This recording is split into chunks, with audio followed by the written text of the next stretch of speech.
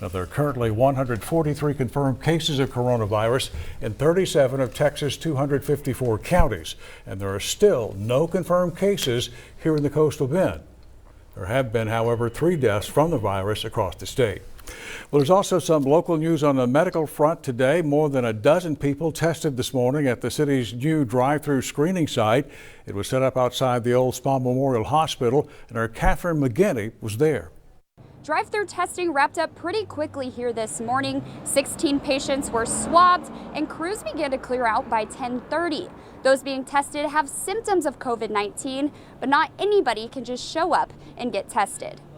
I just said, well, I'm just going to go check myself because I don't want to risk it, If I have it, I hope not, because nobody wants to go through this. But in order to get tested at this drive-through testing site, you have to have an appointment. If you meet the criteria and you have the symptoms and the health authority deems it appropriate, then this is a free, safe, very efficient way to be tested. 16 individuals were tested this morning. They entered the old Spa Memorial Hospital parking lot from Buford Street. They have a number and they have to show their ID and that number. And again, there's different checkpoints along the way to make sure that the right patient is being seen at the right time. Under this awning is where the swabbing takes place. Trucks were parked in the front of the testing site in order to provide patients privacy. Employees held signs in both English and Spanish to guide them. They say things like, "Don't get out."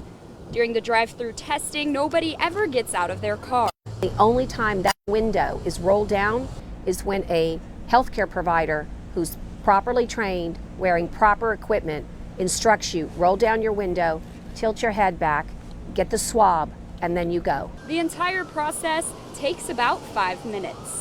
After the specimen reaches the laboratory in Austin, results take about 3 days. Reporting in Corpus Christi, Catherine McGinney, Chris 6 News. All right, thank you very much, Kat. Well, 10 people were tested during a trial run of that test site on Sunday.